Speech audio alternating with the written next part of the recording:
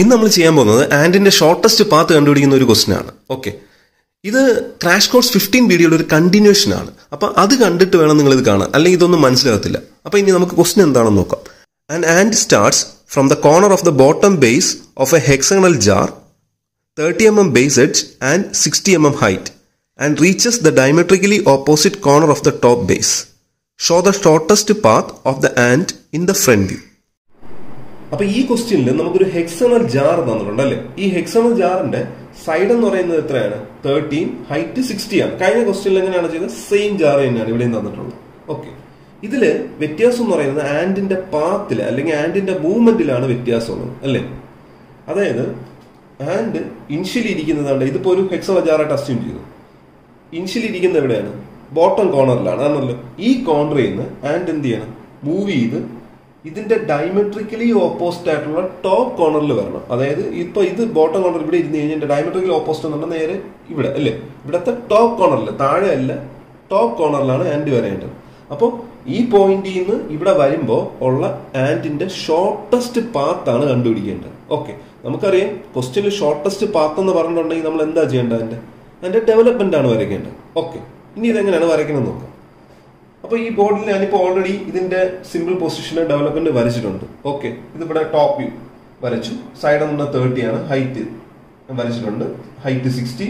Then ഇതിന്റെ development വരച്ചായിരുന്നു. Height എന്ന് പറഞ്ഞാൽ ഫ്രണ്ട് വ്യൂലുള്ള സെയിം തന്നെ 60. ദെൻ ഈ ലെങ്ത് എന്ന് പറഞ്ഞാൽ ഇതിന്റെ സർക്കംഫറൻസ്, അത് കിട്ടാനായിട്ട് എന്ത് ചെയ്യും? ഇതിന് 6 സൈഡ് ഉണ്ട് ഹെക്സാണ് അല്ലേ. അപ്പോ ഓരോ സൈഡും നമുക്കറിയാം 30 mm ആണ്. അപ്പൊ 6 × 30 180 mm ആണ് ഇതിന്റെ ലെങ്ത്. ഇനി നിങ്ങൾ ചെയ്യേണ്ട ഇത്രയേ ഉള്ളൂ, ഒരു പോയിന്റ് XY ലൈനിൽ മാർക്ക് ചെയ്യാം, ഇതിന്റെ ഹൈറ്റ് എടുത്ത് ഇവിടെ മാർക്ക് ചെയ്യും. ദെൻ കോമ്പസിൽ 30 എടുത്ത് ഇങ്ങനെ 6 ടൈംസ് കട്ട് ചെയ്യും. 1 2 3 4 5 and 6. ഓക്കെ, 6 ഡിവൈഡ് ചെയ്യും. ഇത് ഇത്രയും വരയ്ക്കുന്നതിൽ എന്തെങ്കിലും ഡൗട്ട് ഉണ്ടെങ്കിൽ നിങ്ങൾ previous video crash course 15 video just ഒന്ന് കണ്ടാൽ മതി. അതിലുള്ള എങ്ങനെയാണ് വരച്ചത് അതിന്റെ സെയിം തന്നെയാണ്. ഓക്കെ, അതുകൊണ്ടാണ് ഞാൻ അതിനി പ്രത്യേകിച്ച് പറയാത്തത്. ഓക്കെ, ഇനി നമുക്ക് ഇതിനെ നെയിം ചെയ്യാം ഡെവലപ്മെന്റിലോട്ട്. ഓക്കെ, ഡെവലപ്മെന്റ് നെയിം ചെയ്യുമ്പോൾ ഞാനിപ്പോ ചെയ്യുന്ന ആന്റി ക്ലോക്ക്വൈസ് ഡയറക്ഷനിൽ നെയിം ചെയ്യും. ലെഫ്റ്റിൽ നിന്ന് തുടങ്ങാം, ഈ സൈഡിൽ. ഓക്കെ, ഇവിടെ തുടങ്ങി ആന്റി ക്ലോക്ക്വൈസ്, ഇങ്ങനെയാണ് നെയിം ചെയ്യാൻ പോകുന്നത്. ഓക്കെ, അപ്പോ ആദ്യം നമുക്ക് താഴെ തുടങ്ങാം. 1 1 2 1 3 1 അങ്ങനെ നെയിം ചെയ്യും. നമുക്കറിയാം ഇനിഷ്യലും ലാസ്റ്റും സെയിം നെയിം 1 1. അപ്പൊ ഇങ്ങനെ ഞാനിപ്പോ നെയിം ചെയ്യും ആന്റി ക്ലോക്ക്വൈസ് ഡയറക്ഷൻ. ഇനി അടുത്ത് എന്ത് ചെയ്യും? ആൽഫബറ്റ് മേലുള്ള സൈഡ് അതും അതുപോലെ തന്നെ ABCDEFA ഇങ്ങനെ. Okay,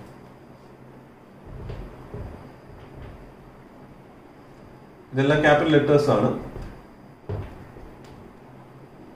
ഇനിഷ്യലും starting same name development. Okay, ഇതിപ്പോ ഒരു ഹെക്സാണൽ ജാറായിട്ട് അസ്യൂം ചെയ്ത് കഴിഞ്ഞാൽ ആൻഡ് ഇനിഷ്യലി ഇവിടെയാണ് ഇരിക്കുന്നത് ബോട്ടം കോർണറിൽ. ഇത് ഇവിടെ നിന്ന് എങ്ങോട്ട് പോകണം? അത് ഡയമെട്രിക്കലി ഓപ്പോസിറ്റ് ആയിട്ടുള്ള ടോപ്പ് കോർണറിൽ ഇവിടെ വരണം. അപ്പൊ അത് തമ്മിലുള്ള ഷോർട്ടസ്റ്റ് പാത്ത് ആണല്ലോ വേണ്ടത്, ആണല്ലോ. അപ്പോൾ നമുക്കറിയാം താഴെ നമ്മൾ നെയിം ചെയ്യുന്ന പോയിന്റ് ഇതാണ്ട് ഇത് 1 1. ഇവിടെയാണ് നമ്മൾ ഇനിഷ്യലി ആയിട്ട് വയ്ക്കാം. ആൻഡിന്റെ ഇനിഷ്യൽ പൊസിഷൻ ഇതായിട്ട് എടുക്കാം. അപ്പോൾ 1 1 ബോട്ടം കോർണർ. 1 1 നിന്ന് ഇതിന്റെ ഡയമെട്രിക്കലി ഓപ്പോസിറ്റ് ആയിട്ടുള്ള കോർണർ, ഈ പോയിന്റിന്റെ ഈ കോർണറിന്റെ ഡയമെട്രിക്കലി ഓപ്പോസിറ്റ് എന്ന് പറഞ്ഞു കഴിഞ്ഞാൽ ഏതാണ്? ഇതാണ്, ഈ കോർണർ ആണ് അല്ലേ. അപ്പൊ അതില് എവിടെ പോകണം? മേളിലുള്ളത്. മേളിലെന്ന് പറഞ്ഞാൽ നമ്മൾ ആൽഫബറ്റ്സ് ആണ് സാധനം നമ്മൾ നെയിം ചെയ്യുന്നത് മേളിലല്ലേ. അപ്പൊ ഇവിടെ D, ഇതിന്റെ ഈ കോർണറിന്റെ നേരെ ഓപ്പോസിറ്റ് കോർണർ ഇതാണ്. അതിന്റെ ആൽഫബറ്റിക് സൈഡ് മേളിലുള്ള പോയിന്റ് തന്നെ D. അപ്പോ 1 1 നിന്ന് ആൻഡ് Dയിലോട്ട് എത്തണം. ഓക്കെ, അതിന്റെ ഷോർട്ടസ്റ്റ് പാത്താണ് വേണ്ടത്, ആണല്ലോ. അപ്പൊ നമ്മളിപ്പോ ഡെവലപ്മെന്റ് നോക്കാം. ഡെവലപ്മെന്റിൽ 1 1 എന്നുള്ള പോയിന്റ് ഇതാണ്, D എന്നുള്ള പോയിന്റ് ഇതാണ് അല്ലെ. അപ്പൊ ഈ 2 പോയിന്റ് തമ്മിലുള്ള ഷോർട്ടസ്റ്റ് പാത്ത് കിട്ടണമെങ്കിൽ എന്ത് ചെയ്യും? ഇത് തമ്മിൽ ഒരു സ്ട്രൈറ്റ് ലൈൻ ജോയിൻ ചെയ്യും അല്ലെ.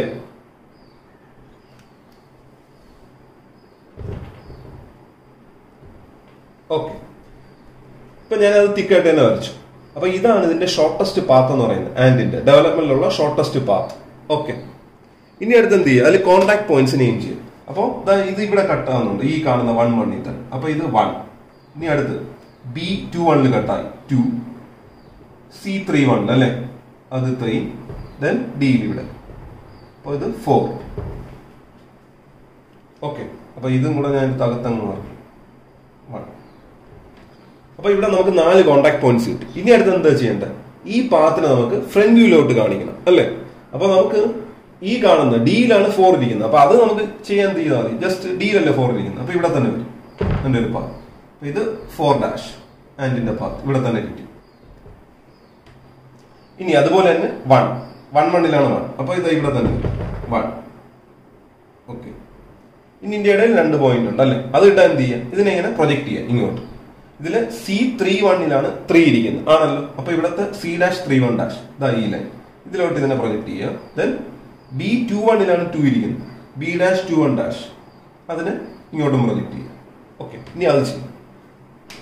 ഓക്കെ, ഞാനിപ്പോ ഇതിനെ ഇങ്ങോട്ട് പ്രൊജക്ട് ചെയ്തു, ഇതിനെ ഇങ്ങോട്ട് പ്രൊജക്ട് ചെയ്തു. നമുക്കറിയാം ഇതാ ഇതില് B'2' B21 അതിലാണല്ലോ 2. അപ്പൊ ഇത് 2', then 3 ഇങ്ങോട്ട് പ്രൊജക്ട് ചെയ്തു. ഇത് C'3' അല്ലേ, C31. അപ്പൊ ഇത് 3'. ഓക്കെ, അത് കിട്ടി. ഇനി നമുക്കറിയാം ഈ മേളിലുള്ള 2 പോയിന്റ് നമുക്ക് പ്രൊജക്ട് ചെയ്യേണ്ട ആവശ്യമൊന്നുമില്ല അല്ലേ. ഇത് 4 എന്നുള്ളത് കണ്ട് ഇവിടെ തന്നെയാണ്, നമ്മൾ ഓൾറെഡി ചെയ്തു 4'.